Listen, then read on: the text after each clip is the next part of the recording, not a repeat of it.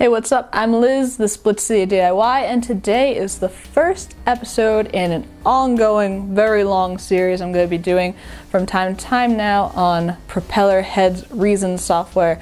Now, I've been using Propellerhead Reason basically since I started working a little bit with electronic music when I was back in school, and I just think it's really awesome piece of software for a couple of reasons. Super easy to use. At the same time, you can make it as complicated as you want it to be. It has a really fun interface. It's very graphical, very hands-on.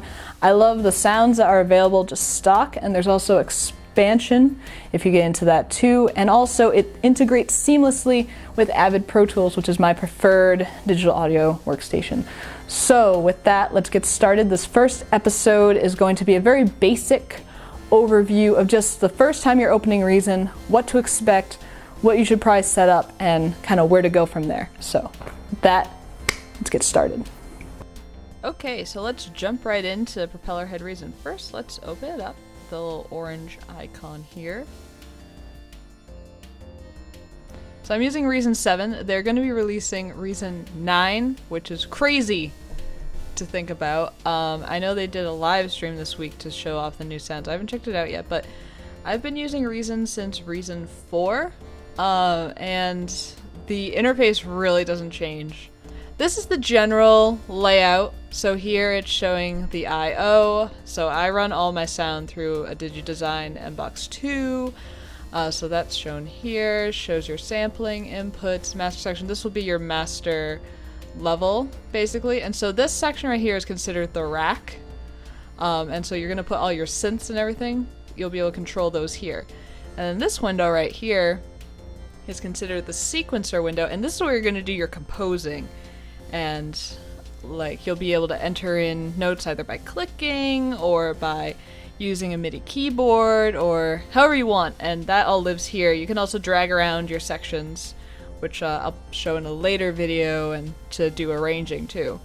And then down here at the bottom is your transport window, and that's where you have obviously backwards, forwards, stop, play, record. You can tap in your tempo, which is nice, and even manually type it into, like, let's say we want to do 110. And then you can also type in your time signature, do some 5/4 if we wanted to, but this isn't jazz, so 4/4 to the floor, thanks so much. And this also shows like your location in bars, and then your location time, which is nice. You can also do a pre-roll, and you can also have the click on, which is nice. And this will show you your levels. In, out, DSP is how much CPU you're using. Here you can loop what's playing back, and so as you can see, it's a really nice graphical interface. It's really like easy to use. Even if this is kind of your, if you know just a little bit about music production, you'll be able to jump right in basically. So let's just go over some more basics here. You know, obviously file, where you can do new, save, song information. You can also import audio files, import MIDI files. I've done that before from like Finale or Sibelius, and it will generate it in, and then you can edit it that way. Like I'd composed something, it sounds so pretentious, composed. I wrote something in Sibelius once that I wanted to put into Reason, and I did it that way. I imported each part as separate MIDI files, threw them into different synths, and then I was able to get an actual file instead of some really crappy sounding MIDI export from those programs. You can also export straight MIDI, so let's say you did something in Reason but you want to use a synth somewhere else. Hey, bring it into another program. You can export song as an audio file. I'll often do that, especially for my videos. All the music in my videos I write, and you know, as my videos are a little bit on the longer side, and so sorry if that's not your thing, so I want the music to cover it. I don't want to just like fade it over. So what I'll do is I'll kind of figure out how I want to expand it, get to the right length, and I'll just quickly do an export. You just want to quick export your song. That's the way to go. You can also bounce your channel mixers. That was new in 7. That gives you a little bit of a deeper sounding mix. And then here are your most recent files, and you know, exit, then edit. There's a just some kind of stuff you'll use while you're writing. Insert bars between locators, that's how you can add some space in between. I use that probably the most. Create, these are your things to get all your synths and effects, utilities. There are other ways to do it, but there's one way where it's located. Random options for like syncing and stuff. I don't really look at this too much, more your set it and forget it. Window, this is where you can view the separate windows. You can do like just view racks, view sequencer, view main mixer. You guys do view all. So let's go into preferences real quick. Now preferences on the Windows side, located in edit.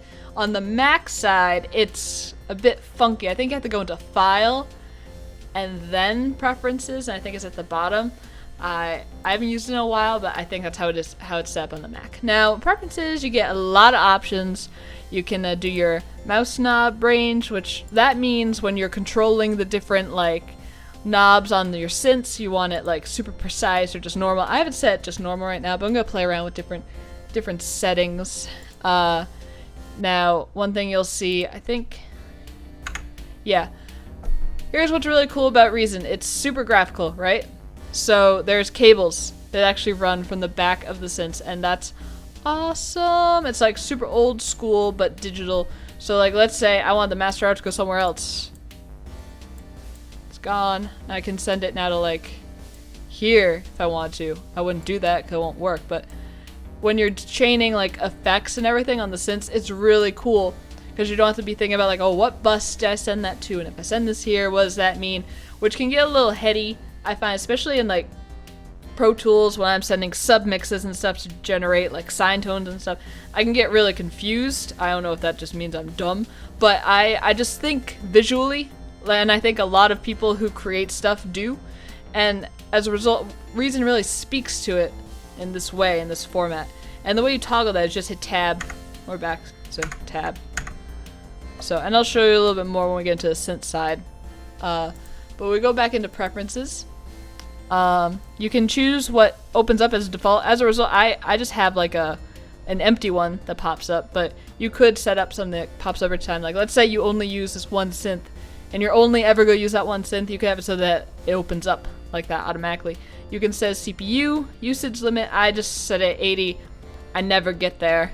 Like right now, I'm running Reason and Open Broadcaster to record the screen and audio, and I have Reason running. I'm only at 63%. Like that's nothing. And RAM, I'm not even using 4 gigs. So then we go into audio. Here's where you go into the card here. You can pick what you want. And that's what I also like about Reason. You don't need a dedicated sound card. You can use your internal sound settings. Like there's my Realtek right there. That's just your built-in speakers, which is awesome. Like so many production programs, they require either proprietary hardware. I'm looking at you Avid, I'm looking at you Apple, or like you just need something that just adds extra expense and reduces accessibility. So I really like that you can just, it's plug and play. You can set your sample rate. It's really easy to adjust your sample rate too, which for a lot of systems it's hard as hell. And then here's where you can do like your latency and stuff.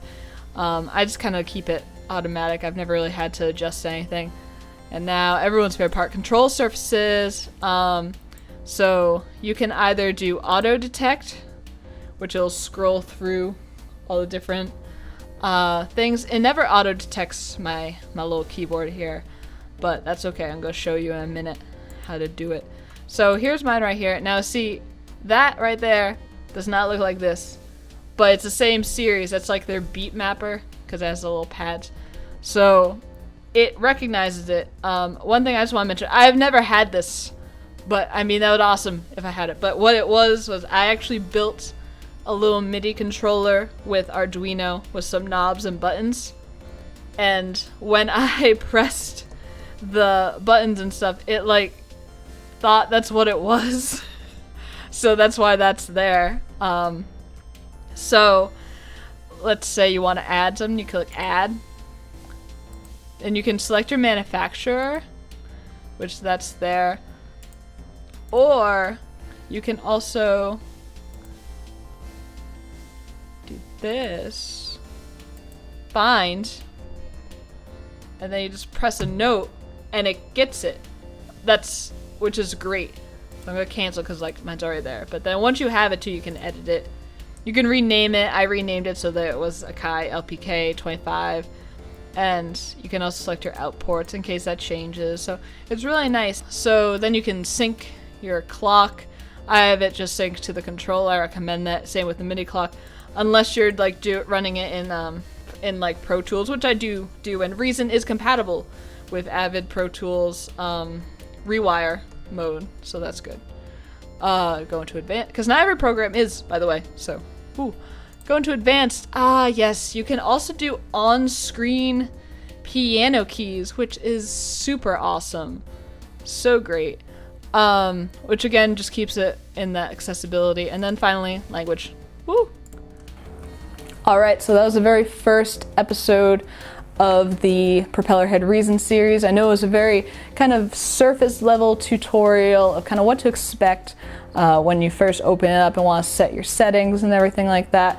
Up next, I'm going to do kind of an overview of all the synths, and then I'm going to get into the real heart of it. I'm going to get into how you record, how you can arrange, and really how you can use the program to really better your writing and just to make some really cool tunes.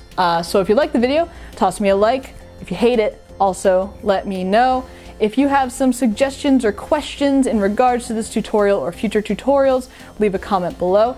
Find me on Facebook, Instagram, Tumblr, and Twitter for behind the scenes of this channel, and also just some cool tech and DIY news that I find interesting or fun. And with that, this has been Blitz City DIY.